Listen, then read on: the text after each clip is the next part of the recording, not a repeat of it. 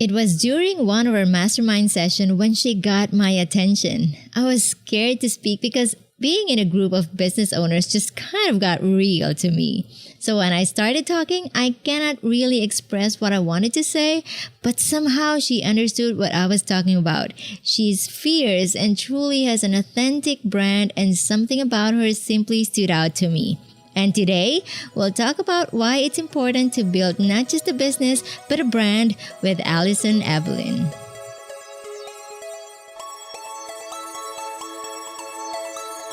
Hey there! I'm Maida Leon, and my mission is to help creatives like you translate what you love to do into a highly profitable income. I'm a mom of 3 who began as a lettering artist and grew it into a 6-figure business. If I made it possible, so can you. Every week, we'll dive deep into topics like building your confidence, getting comfortable talking about money, and nurturing your passion while juggling life and family. So if you're an ambitious creative who wants to craft the life you love, get cozy, feel at home, and listen to the Confident Creator Show.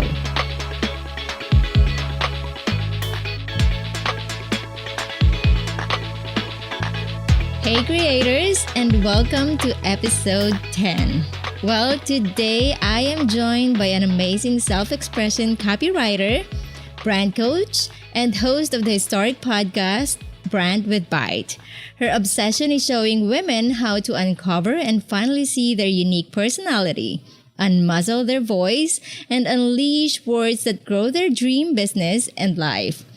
She's been featured on media like Forbes and Thrive Global, on podcasts like Don't Keep Your Day Job, and interviewed some of the most renowned online entrepreneurs in the world.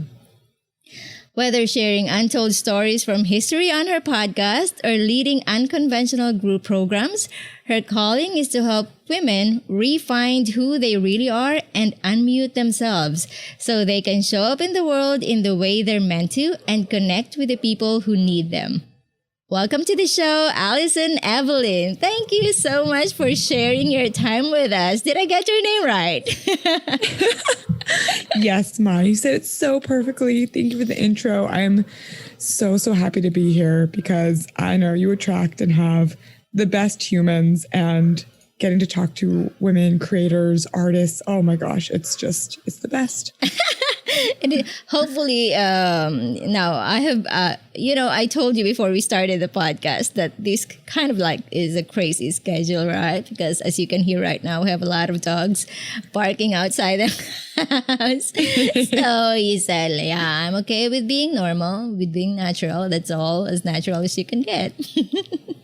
Oh, yeah. I mean, rainstorms, thunder, kids coming in and out. I love that. I love that we're in this world where we get to be so ourselves. The amount of calls I have with women on my group programs, clients where, their 2-year-old toddles into the room, or their husband, you see them walk by, that we can be ourselves, that we don't have to be in this corporate mindset anymore and see life is real.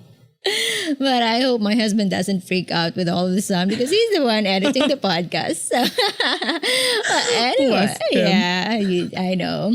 So we have been chatting before the recording, and you told me about the whole rebranding thing inside your company.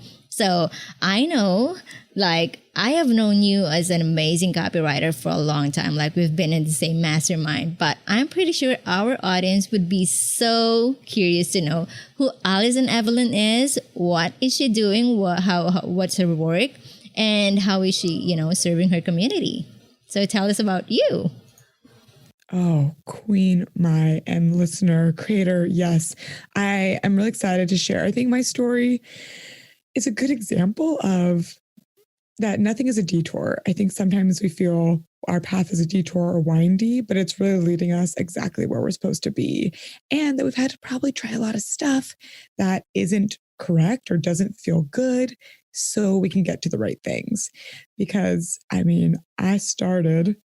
did so many internships in college. I interned at solar wind turbine companies. I interned at Nordstrom.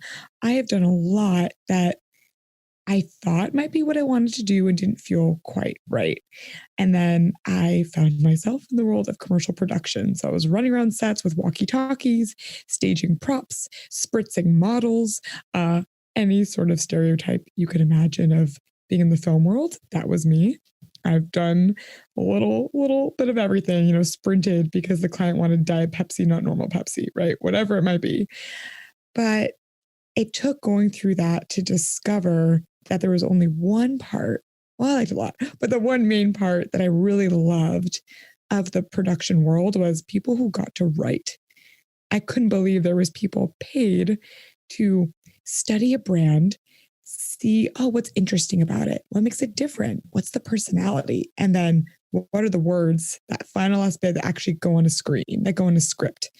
And it blew my mind that was even someone's job.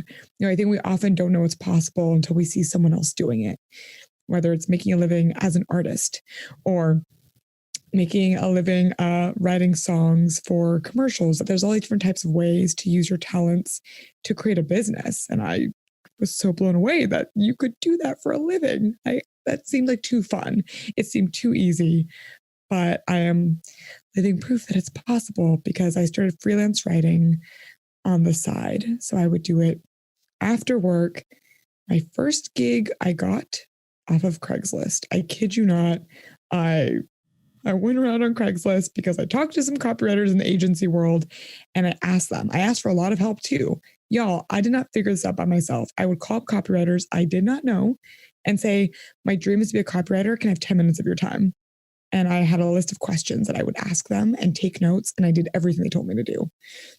And one was go on Craigslist to find your first writing gigs, because I did want to make sure it wasn't just dreamy sounding, because producing commercials kind of sounded dreamy and turned out not to be the right fit for me. So I learned I needed to try things a little bit before I went to a full plunge. Mm-hmm. But after a month, I pretty much knew I was on the right track. So I freelanced for about 8 months before I officially quit.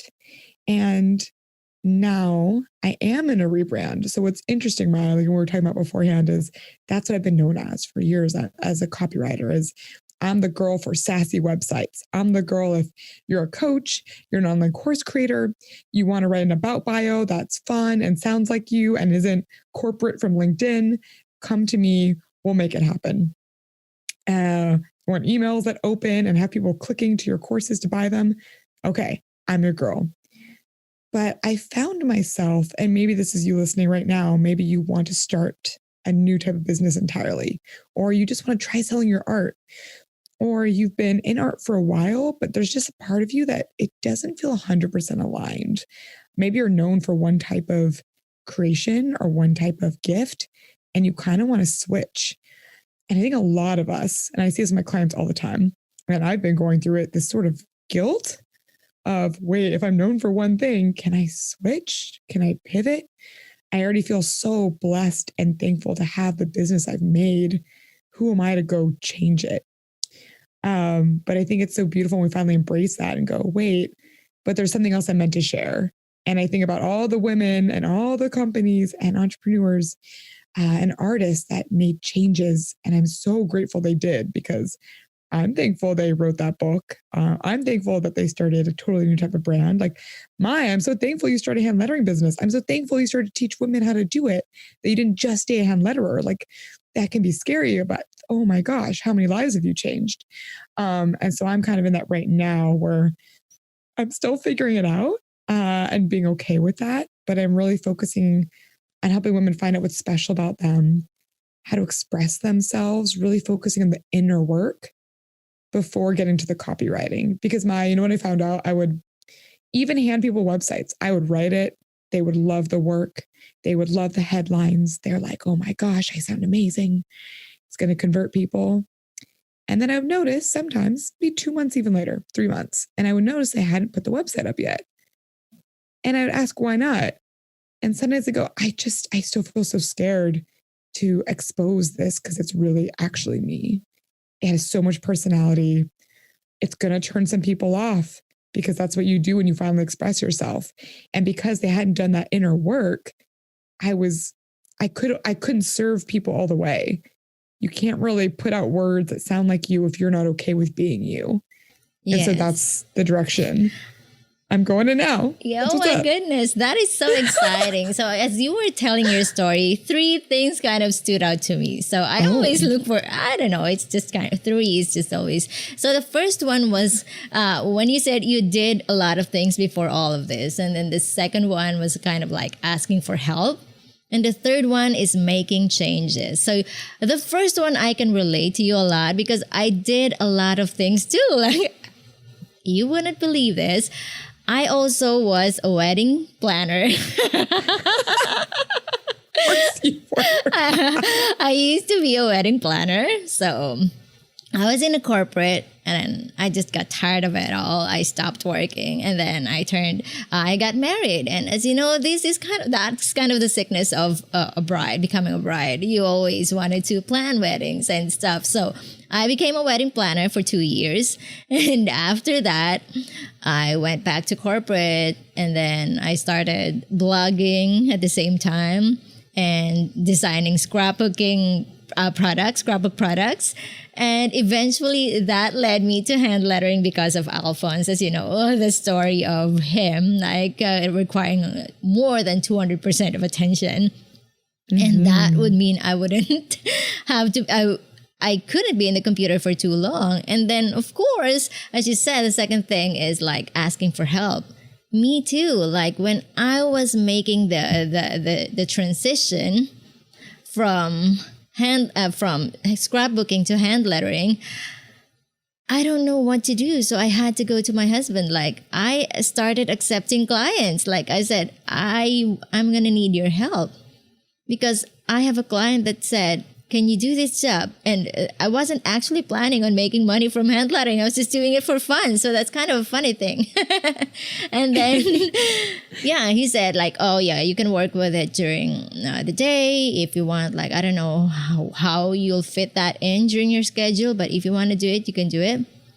And then on weekends is when I will digitize everything. So before there were no iPads, or probably there is, but I don't have one yet. But I know that there wasn't an iPad Pro at the time. It was 2014, 2015.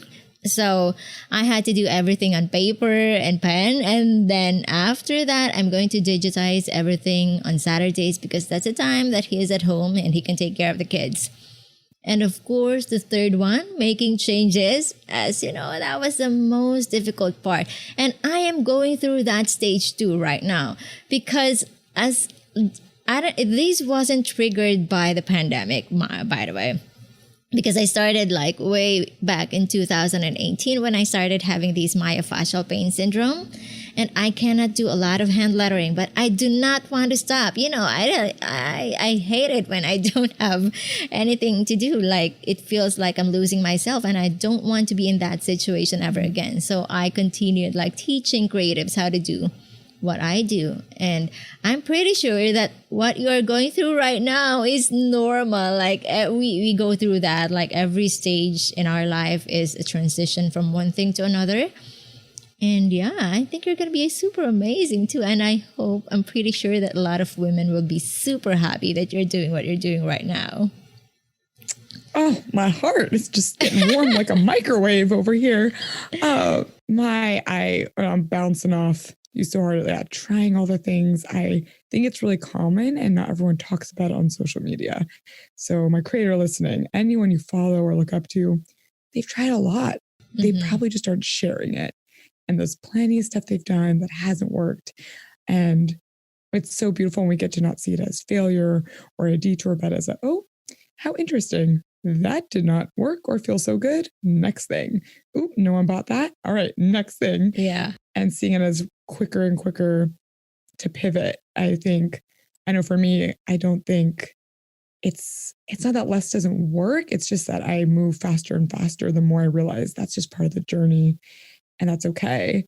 And like everything you said, I think it's so interesting how often it's when constraints are put on us that we do then change. Mm-hmm. So like having your son and then having the pains and all these, oh shoot, I can't hand letter, but now I'll teach. A lot of my clients, I find they make their biggest changes that end up being what they say the best changes ever when they got pregnant or had their first baby, because they had less time. And when you have less time, you have to be more careful with it. And so it's really around too, if anyone right now is feeling, oh my gosh, this just happened, quarantine, 2020, whatever's happening in your life, it can actually lead to stuff that's so much better. I remember that's when I started shifting to packages when I first 2 years into copywriting, because I was in a very bad car accident.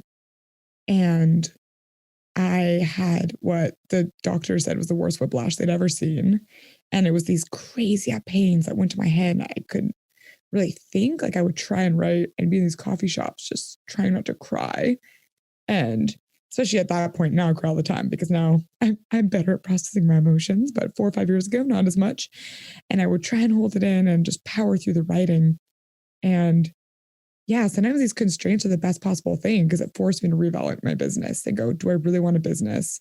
I'm paid hourly and life is going to happen. Mm-hmm. Yes. And versus shift into a different type of business. So things happen. It could be the best thing ever, even if it totally does not feel like it. Yes. And it's true. And it's also scary, by the way. I have to mention that. I got scared. It took me a while before I truly announced it to everybody, like, especially in terms of social media. It can get scary because your followers, like for me, in my case, my followers, they know me for my hand lettering work. They followed me for my hand lettering work. And now I'm not sharing a lot of it. Like, I shared a lot of work that I haven't shared before the last year in 2019, because I don't know what to do. If I'm not sharing my hand lettering, how are these people going to follow me? How are my people going to follow me? How can I serve them? Like, I doubted myself for a while if I will be able to serve them, like, in a way that I have always wanted to do. Like, I am known for being generous with everything. Like, I pretty much am an oversharer. Like, I share stuff that I know. If there are people asking me questions in DM, I respond to them. I don't shy away from that. Like, I don't really hide things from a lot of people. So it's just that. So when I started making this shift, and I have announced it to everybody that I'm no longer going to do a lot of hand lettering work. Well, actually, I'm not doing hand lettering at all this time. I got really scared, because I know, and I want everybody to feel that it's normal to be scared. It's normal to be scared.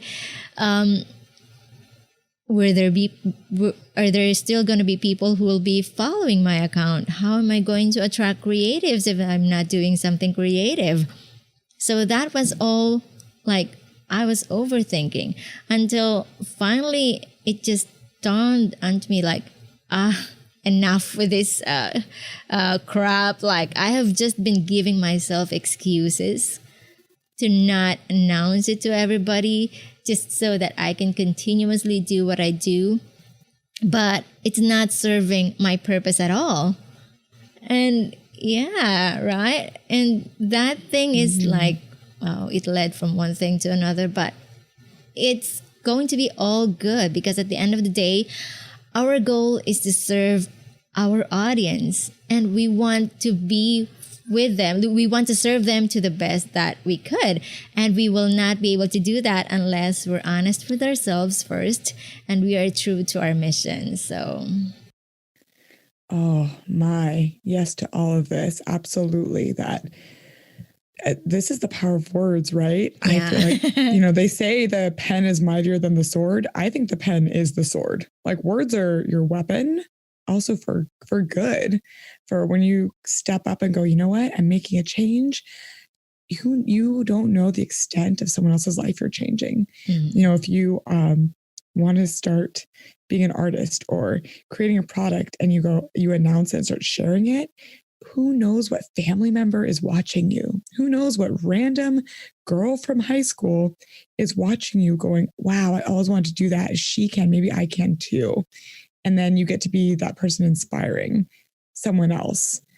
And also, like you said, the excitement, I really believe in the power of our energy and words and things we're putting out. And if we're not feeling good and excited and aligned with what we're announcing on social media, or if we're still pushing a product or service that we're not actually really wanting to do anymore. And that energy kind of comes through. Like, yes, even not I consciously, agree like with people that. kind of feel that. But then when you're like, you know what, screw it. I'm taking the muzzle off, mask is off. I've actually wanted to shift for a while. Here's why I'm changing. You know, even if someone doesn't agree, I think people always can sense what is true and they'll always respect that. And anyone who really hates, oh, you get any hate comments? That's someone, you're probably just doing what they're scared to do themselves. They are just triggered by you showing up in your full power. Exactly. But I think in your case, you're still doing like the power of your words are still within your shift, right? Like you're still using your voice, your sassy copywriting style to help brands really grow and be there, you know, unmute these women. Like you want to help them raise their voices, and it's kind of good. And I know you guested me on the podcast, you had me on the show, on your own show, so thank you for that. I did. And we kind of like dissected how I grew from nobody into, I'm not saying I'm a somebody, but I grew from nothing. Oh, yes, you are. And that was a powerful thing for me when I started talking to you about my brand on your podcast. It was kind of like, oh, I never even imagined that I was growing a brand, actually. I never thought about that. So can you tell us a bit like why do you think it's important to not just grow a business, but a brand? Oh, yes. So to me, a brand is what someone says about you when you walk out of the room. I heard that once from a woman and I was like, yes, that's exactly it. It was at a virtual event and she said, yes, your brand is what someone says about you when you walk out of the room. And I think that's a beautiful context because sometimes it's hard to describe yourself, but it is easier to say, okay, when someone walks out of the room and I'm not there and they're not trying to people please, they're not trying to make me feel good about myself. If they go, oh my gosh, after that conversation, I finally believe in myself. I think my voice matters. I see reasons I'm actually special. And now I want to write about it because before, my brand was more about, yes, having words that convert and having emails that convert and all this stuff. But if you don't believe your voice matters, you're not going to even try enough to use it. Or if you don't see what's special, so many women that I work with, they don't see how incredible they are. They don't see what's interesting. I ask them about fun facts about yourself. Tell them about something interesting that isn't like most people. And they're so quick to go, well, I just blank. Oh, I just happen to have done this. They add I just in front of things and immediately belittle themselves. And that's what breaks my heart because you listening, like literally no one on this entire planet has had the experience you've had. Not one, even if you're a twin. And hey, you have twins. There we go, right? Right? They're still different people. They've had different experiences. They're having their own thought process. And you are unique. And so when it comes to a brand, especially as a personal brand or the creator, you're an artist, you're making physical art or a graphic designer or a copywriter or a coach or anything creative, you're putting your soul, your brain on a platter, right, in front of people. And so your brand is what are those few parts of you that you most want to show and want people to walk away with. And so I think the problem or the tricky part is people sometimes think brand is your logo. They think it's the colors you use versus it being what is the soul and the emotion, not what you do. So for example, let's go with the classic Apple computers, right? Good old Mac.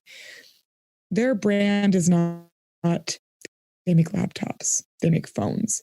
Their brand is like edgy, sleek innovation. You're a go-getter. You're the round peg in the square hole. That's their brand. People that are Apple people, that they identify something when they see that Apple logo as they're someone sleek, they're a go-getter, they're an achiever. They have a feeling when you walk into a Mac store. And that isn't going to matter what products they add, right? AirPods did not exist 4 years ago, but they're still aligned with the emotion you pair with it. So whatever you're creating, What is it, the emotion you want people to feel around your brand? When they open your Instagram, when they scroll through and they read posts, how do they feel? Do they feel calm and zen? Do they feel a sense of confidence? Do they feel like they want to throw their laptop out the window and go run outside and paint with their fingers? Like, what do they feel? Yes, I agree with that. And exactly, you just mentioned like the Apple thing. My husband and I were always discussing about that because he doesn't really he's not a big fan of the brand. But the thing that I have always been telling, and he was wondering, but why are there so many people obsessed with Apple? And that's exactly what I have been telling him. Even if you don't like the brand, there are people and they are the right audience for the brand. And they will buy anything from that store or from that brand simply because they were the ones who made it. And they're not going to question those stuff. Most of the time, they're just going to open their wallet, right? Absolutely. And it's also how you stand out, because there's going to be other sculptors, other painters, other copywriters. There's all different types of any market. And I don't say that to be terrified. And I don't want anyone to hear that and go, oh my gosh, then what's my point? There's always a point. I mean, I love to say this. Think of your favorite book. What if your favorite author had said, oh, well, there's already so many books in the world, I shouldn't write this? What if J.K. Rowling thought there was enough books in the world and didn't write Harry Potter? I mean, how sad would the world be, right? Yes. So sad. And her books have a feel, they have a type of storytelling emotion that's unlike anyone else. And the same is true for you listening. There's a way you say things and a way you word things that other people need to hear. There's a way your art expresses itself in a way people need to hear. It's why there can be so many coaches and so many graphic designers, but everyone needs to hear something in a different way, right? I mean, fitness is a great example. How many programs exist in the world, right, that are pretty much saying, do more cardio, eat differently, but it's what works for different people is always going to be different. There's not a one size solution fits all. So whatever your modality is, how you want to create, I just say, take it all the way and double down. I go sassy and kind of ridiculous, and I take that all the way. So example part of my brand is, in my last launch, I did Truth or Dare, and I dared myself to go around New York City and do crazy shit. I had my friend drink with me, and then I did copywriting tips while tipsy. And I wrote a spoken word. I had never once practiced it. And I got on a stage in a pub in Midtown Manhattan, and it almost all dudes. All right. All dudes. And my spoken word had some pretty feisty feminist moments, and got on and did it. And because a lot of my brand is be bold, be yourself, express yourself, be bold. And so that came into my marketing of, if that's what I want to teach people, my marketing needs to match that. So for you, maybe it's something else. I mean, maybe someone who's a hand letterer listening to this right now is super into yoga. Okay, awesome. How can you bring that in? If you have calm, gentle meditations that you do while you hand letter, maybe you're doing downward dog while drawing. I mean, whatever it might be, what are these things you love? A few of these core fundamental parts of you that you can bring into it. So it's not just you're a hand letterer, but you're the yogi hand letterer. What are these parts you can bring into your brand? Yes, that is exactly what I have been telling my students. There are so many artists and we're all basically doing the same thing. But what is going to make you unique as a person, as an artist, and eventually as a brand? And you can't really just find it by just doing hand lettering every day, and you have got to be playful and experiment and be bold and try new things. Don't be in that same box the ones that you have been in for a while. I have known artists who have been in the business for 4 or 5 years, but I've not seen any growth. And the reason is I have been observing they've been doing the same thing over and over and over.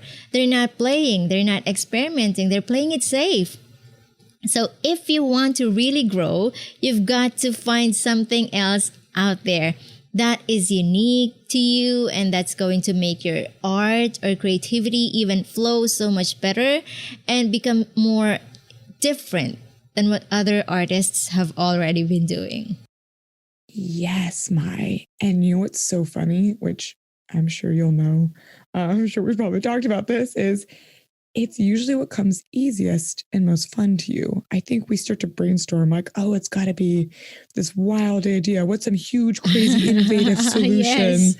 But usually it's just, I mean, guys, I drank whiskey online with a video of me getting kind of drunk talking about how to write your website.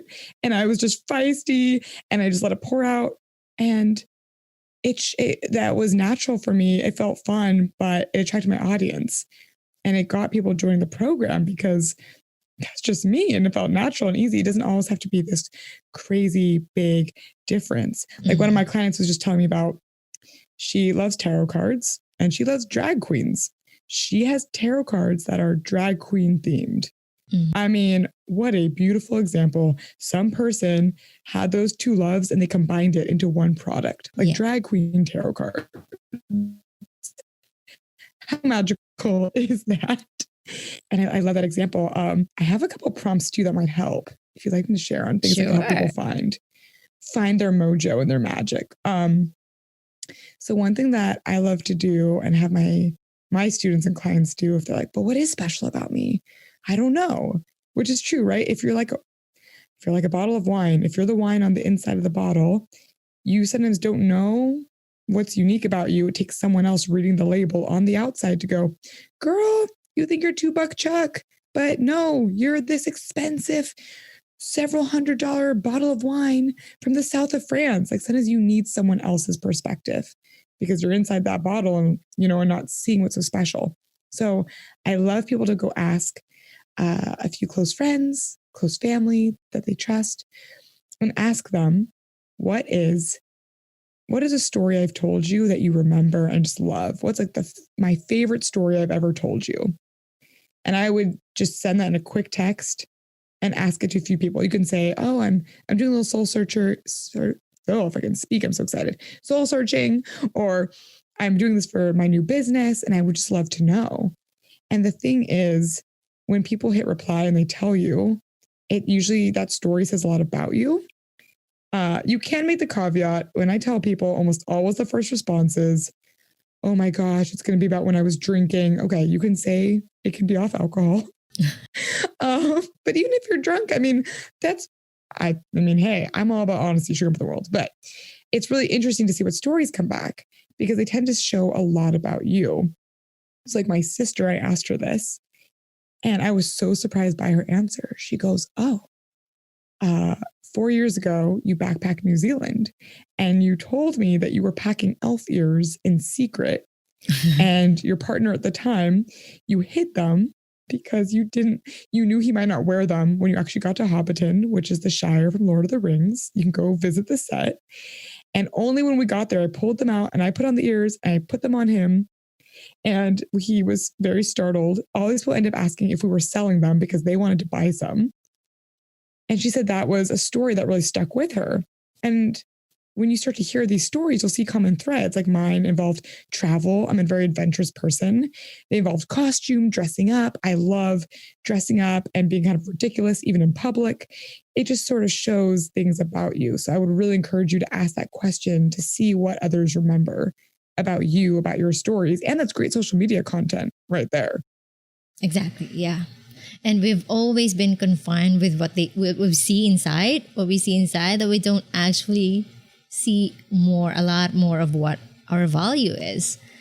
Oftentimes I have been asked a lot, like, how can I charge more? I don't think I'm enough to charge more. Especially for creatives, we beat ourselves too hard. Like, I'm so afraid to charge like $500 for an artwork. I don't feel like people are going to pay me for that. Why? Like, why? My first artwork, I charged like $450 and I was super okay with that. Why? Because I knew that I will spend time away from my child. Like, I have to give him to my husband for a couple of hours and work on it. And it's going to be super Yes. crazy. Like I will sacrifice a lot of time doing an artwork. Like it doesn't, when I was starting, it takes a lot of time to do one hand lettering work. It doesn't come off really easily like other artists. I don't work like that. But my clients knew that. And because I have been sharing like my story on social media, more people know about me, more people know what my situation is. They know that I have a child with special needs. So basically, when they hire me, they know what they're signing up for. Like this girl doesn't do hand lettering like for 4 hours. She needs a lot of time, and they're okay with that. And they're okay with that. So I'm sorry, but I think we have cats like roaming around the room. So even with that, I will still get clients. I will still get clients because I wasn't afraid to lose any client at all. Primarily because I don't think like if clients doesn't value my time, if I don't value my time, how will my clients do the same, right? Oh my gosh, man, absolutely. I'm the same way, right? I mean, I used to be so scared. I would be sitting in Starbucks with an iced coffee next to me, obsessing on proposals. It could be 3 hours and I'd be shaking to send it. So nervous about the cost. That was so low. And so I promise to anyone listening, if you feel like you'll never get to that point, it's also possible. You're not born always going, oh, I don't mind charging. I had projects that were like $20 an hour. I'm now $3,500 a day. And that's from, putting it out there, even when I wasn't comfortable, and raising my prices slowly and putting it up each time. I was like, wait, I can't take on any more work. And that you can get to that point, even if you don't feel like it right now. I also love to tell my clients, well, it's kind of a two-part question that totally riffs off of this, Mai. So one is, one is kind of another exercise actually, is I love to ask people, what is your favorite clothing brand? What is your favorite designer? If it was you, not what's in your closet, not what you can quote unquote afford right now, but what if it was just you in a store? And I have clients who said all types of things: Lululemon, Anthropologie, Nordstrom. Personally, I'm Kate Spade. All my students know I'm Kate Spade 100%. I'm a cat person all the way. And then, okay, now that's probably how you want to be perceived to the world. Like Kate Spade is kind of quirky. It's simple, but a bit ridiculous. Mm-hmm. They're not the most expensive thing ever. Right? Right? They're not the most expensive thing ever, but they're not super cheap. They're kind of stay on the pricing. And it's probably how you feel like a brand you want. So if your favorite brand is Louis Vuitton, would Louis Vuitton, if someone walked in and said, oh, that purse is a bit much, I can't afford that, can you drop that price 50%? If you want to be Louis Vuitton, like if that's your favorite brand, would Louis Vuitton do that? No, it's a business. It's a business. And the same for your brand. Anytime someone walks into Anthropologie, Target, any store that's a business, they're not negotiating. They're setting their price based on their time, their value. And I feel like that's such a powerful thing to remember. If someone starts to fight you on your price, remember it's also a business, your time. And even if it's a quote unquote hobby right now, that took time and effort. And yeah, you're just as worthy as any designer or clothing brand out there. You really are. Yes, it's super amazing that you mentioned that, because I know that so many creatives have not been aware of their brands yet. So I want to ask you one thing and hopefully you can answer it. Yeah. What is going to be your number one advice if you're going to give one to our listeners who are just starting and might not be able to afford to hire maybe copywriters or brand strategists just yet? Oh, yeah, absolutely. And to confirm, my listener, I didn't hire anyone for years. So a lot was first trying things out. I guess, okay, I'm going to cheat and say two things. One, try and test things out. Your brand is not creating something behind the scenes in secret and then revealing some new website. That's usually a recipe for procrastination that never actually comes to the light of day.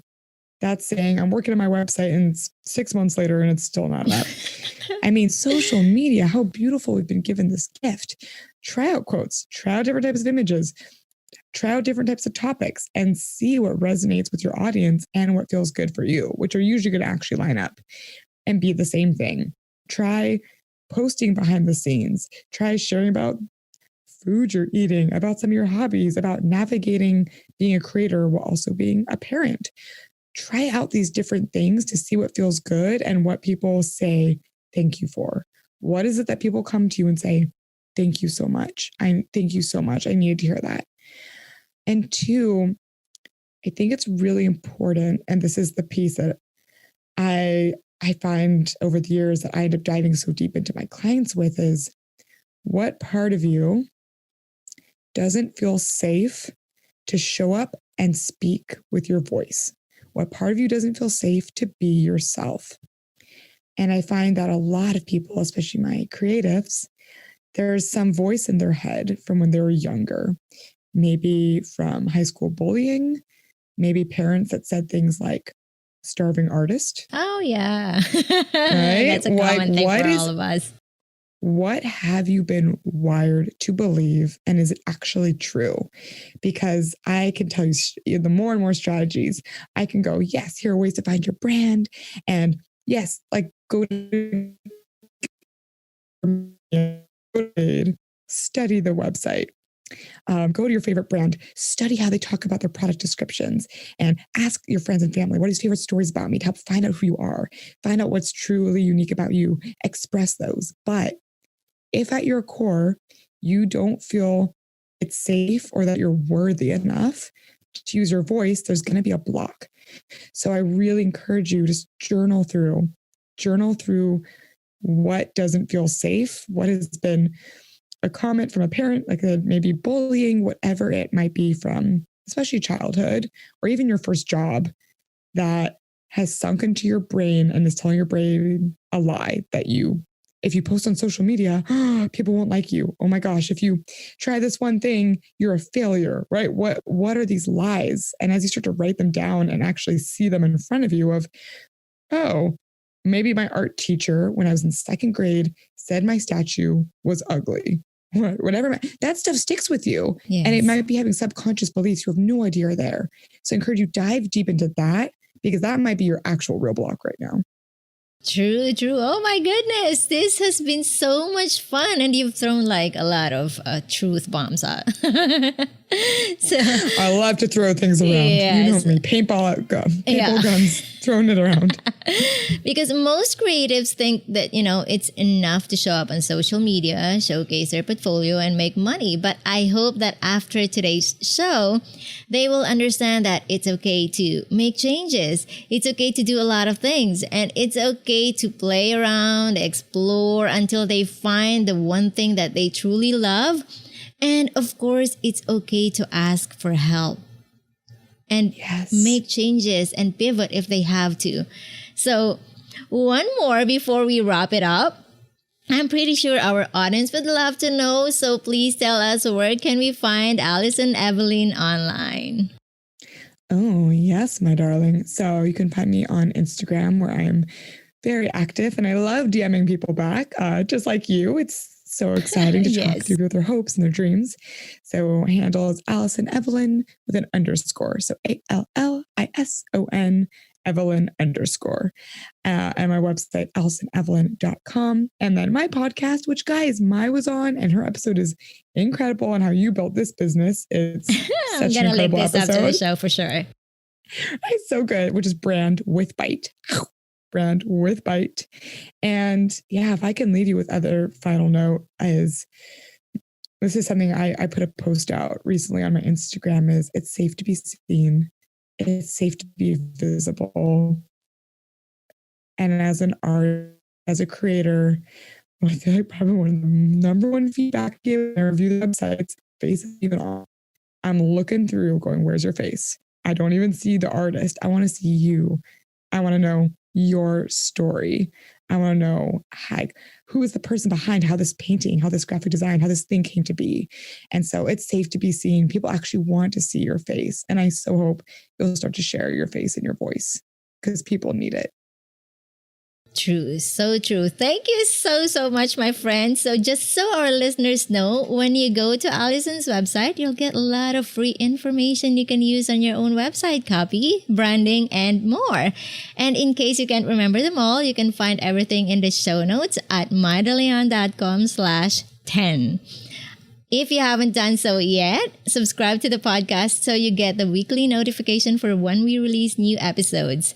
And I'd also love it if you can leave a review on iTunes because your reviews help the podcast get found by other creatives who are in need of inspiration just like you and me. Oh my goodness, thank you so much, Allison. This has been an amazing episode.